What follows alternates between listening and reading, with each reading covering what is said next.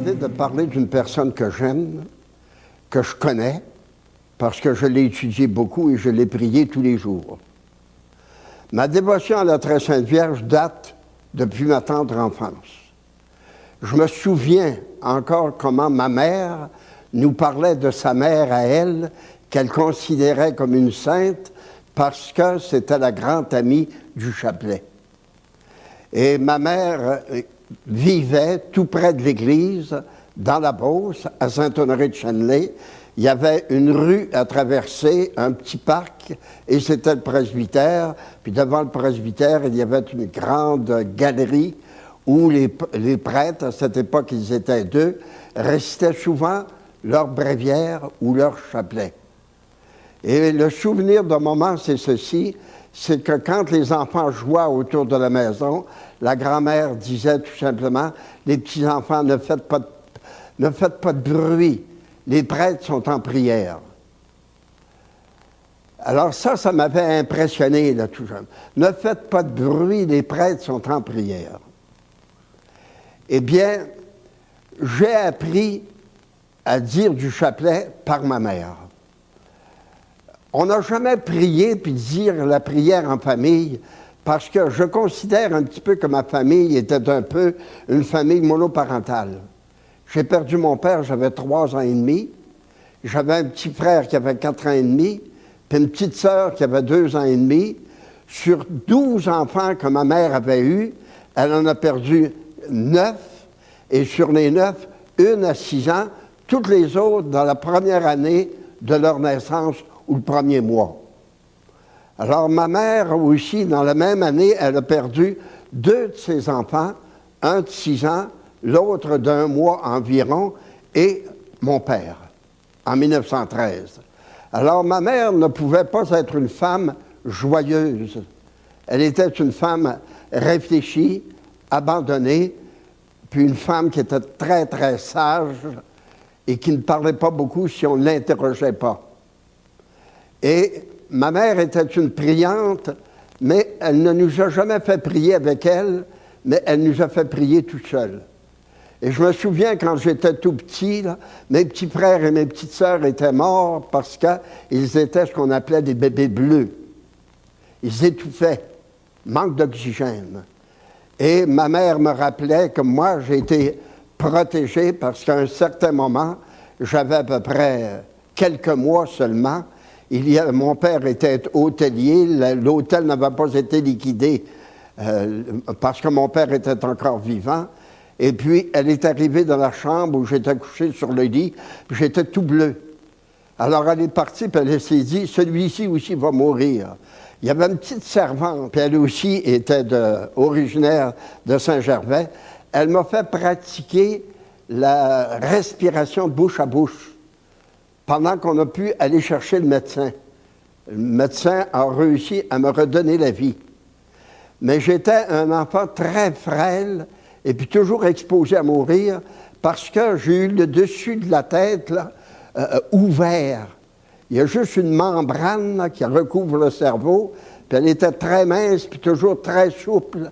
Alors c'est pour ça que ma mère, pour me protéger, m'habillait d'une façon un peu étrange. Avec mon frère, qui avait 1 an de plus que moi, eh bien, mon frère était obligé de s'habiller comme moi, particulièrement pour la coiffure.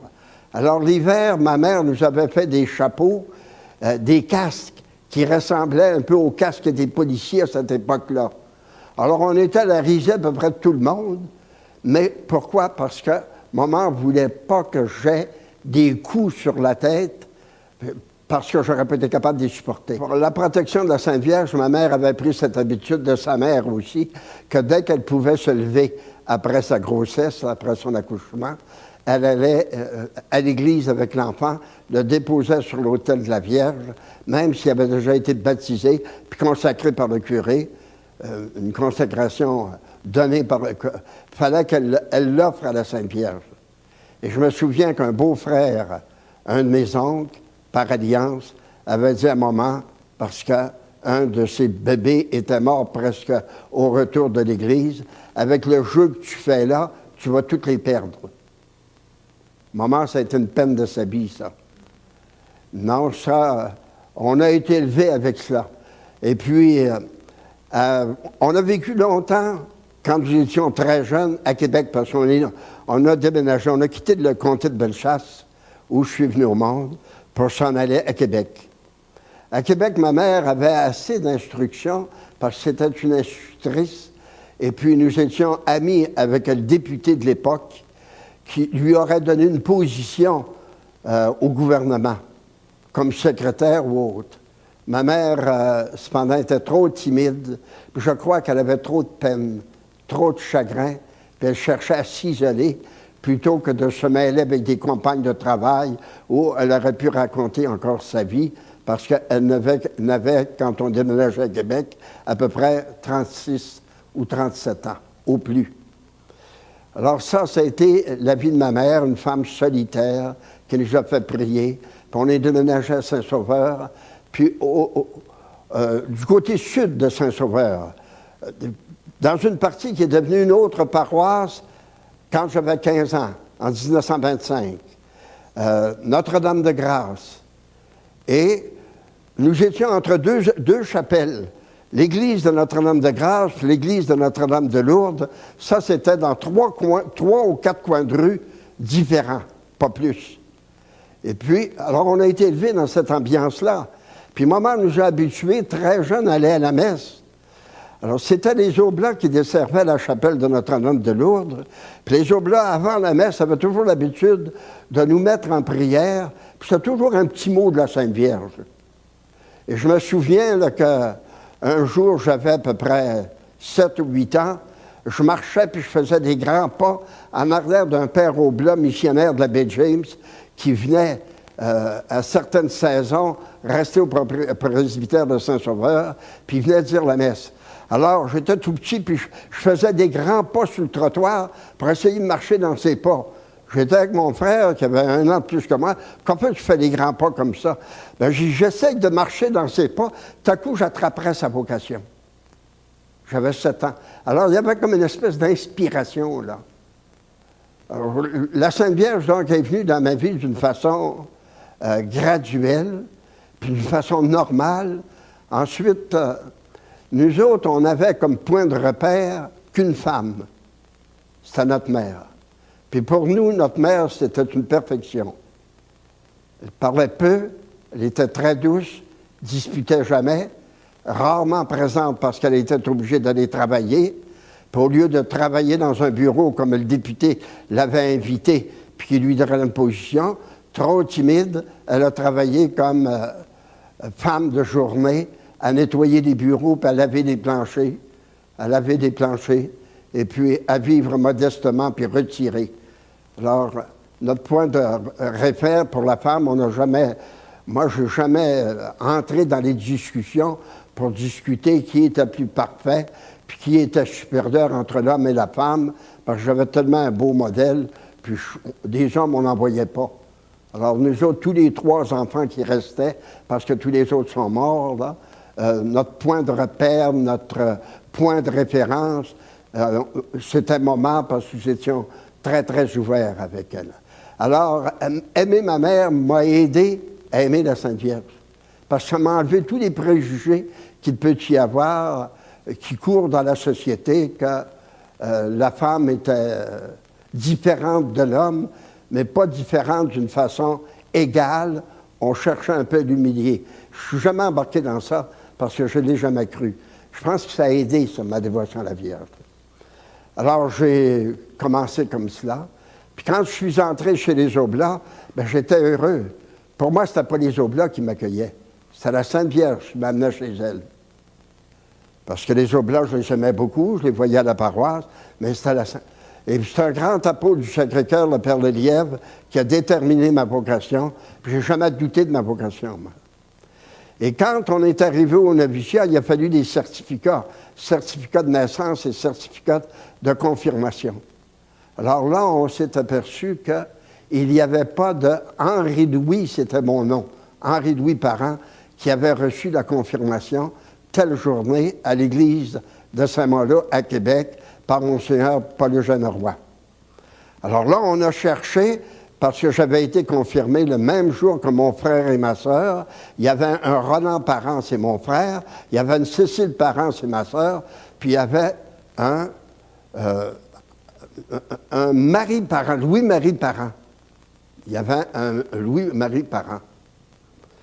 Louis-Marie, c'était pas mon nom, c'était Henri. Mais j'ai dit, il y a eu une erreur, là. C'est un appel de la Sainte Vierge, ça. C'est parce qu'elle veut que je m'appelle comme ça. J'étais confirmé sur ce nom-là, Marie Parent. Ils ont été obligés d'attester que c'était bien moi. Et quand je suis arrivé au noviciat, j'ai demandé l'autorisation de m'appeler Louis-Marie, parce que moi, ça me fatiguait de m'appeler Henri-Louis. Henri, c'était un roi, puis Louis, c'était un roi. Pour un quêteux comme j'étais, là, je disais, là, c'est une sorte de snobisme, puis je veux pas de ça. C'était une idée d'enfant, si vous voulez, mais je veux pas de ça. Je veux avoir une reine, puis je veux avoir le nom de la Sainte Vierge. J'explique ça au père maître. Le père maître me regarde en riant, puis il me dit, changez rien, puis continuez, puis votre nom, c'est Henri-Louis. Très bien. Quand je suis arrivé au vœu perpétuel, là, j'étais dans un autre milieu, j'avais un autre supérieur, je lui ai fait la même demande, j'ai eu la même réponse négative. Quand je suis arrivé pour le sacerdoce, et puis que là, je suis parti pour l'émission, au bout d'un an, on m'a envoyé dans l'émission au nord de l'Alberta. Là, j'ai dit, je vais demander à l'évêque que je prenne le nom de Louis-Marie. L'évêque se met à discuter, je n'ai pas parlé, pas un mot, mais j'ai toujours signé Louis-Marie. Alors, quand j'écrivais des lettres, je mettais Louis-Marie Parent. Et puis, ma mère a accepté ça. Mais un bonjour, le supérieur, mon évêque, mon Sœur Langlois, un saint homme, mon Sœur Rubal Langlois, il vient me trouver puis il me dit cette affaire-là, là, je n'en veux plus de ça. Vous allez prendre votre nom, je regarde dans tous les registres partout, là, puis dans les bottins de la congrégation, c'est toujours Henri-Louis, puis vous vous appelez Louis-Marie. Alors j'ai dit, Monseigneur, je vais vous expliquer. Puis là, j'ai commencé à lui parler là, de mon expérience de la confirmation, et puis le désir de la Sainte Vierge, et puis là, je prends le nom, je choisis mon nom, je choisis mon patron. Mon patron, ça va être Louis-Marie Grignon de Montfort, le grand apôtre de la Sainte Vierge. Alors là, lui, il dit, Louis-Marie Grignon de Montfort, puis tout ça, vous allez tout mettre ça de côté, vous allez continuer votre affaire. J'ai dit, Monseigneur, c'est ça. Grognon, c'est Montfort. Grognon, c'est Montfort. Là, il se met à rire, puis il part, puis il s'en va, puis il m'a laissé faire. Puis j'ai des lettres où c'est écrit « Révérend Père Louis-Marie Parent », puis signé par ce bon évêque que je considère comme un saint, puis qui a été pour moi une personne critère extraordinaire. Alors, ça continuait, ça, ma dévotion à la Sainte Vierge. Alors, moi, je pense que j'ai dit, là, depuis que je m'en souviens, mon rosaire, mes 3 chapelets tous les jours. Je pense que, même comme jeunesse, là, je disais du chapelet. Puis j'essayais, là, quand j'étais missionnaire dans le nord de l'Alberta, puis que je faisais des grandes randonnées à pied avec mon pack-sac sur le dos, dans lequel j'avais tout mon hôtel portatif pour pouvoir dire la messe. Puis j'avais même mon sac à couchage. Et puis je voyageais, là. Et puis je pouvais dire des chapelets après des chapelets. Puis les gens ont dit, vous marmottez votre chapelet. Pensez-vous que la Sainte Vierge n'écoute pas ça? J'ai dit, vous savez, la Sainte Vierge est plus patiente que nous autres. Puis la Sainte Vierge est assez vertueuse, qu'elle ne s'arrêtera pas en me jugeant sur mes distractions, mais sur l'amour que je lui porte. Alors, ça a toujours été comme ça. Puis je voyageais dans l'émission, là, puis j'ai porté pendant des années une petite statue en aluminium de la Vierge dans ma main. Puis pour moi, je marchais là, des 10-15 000 à pied, et puis c'était ma confidente, puis c'est avec elle que je parlais. Et puis, c'est pour ça aussi que quand les recluses ont été fondées, là, en 1943, le 14 août, m'arrivaient 3 jeunes filles de la province de Québec pour partir une petite communauté de contemplatives où on honorerait particulièrement la Très Sainte Vierge, mais surtout l'Eucharistie.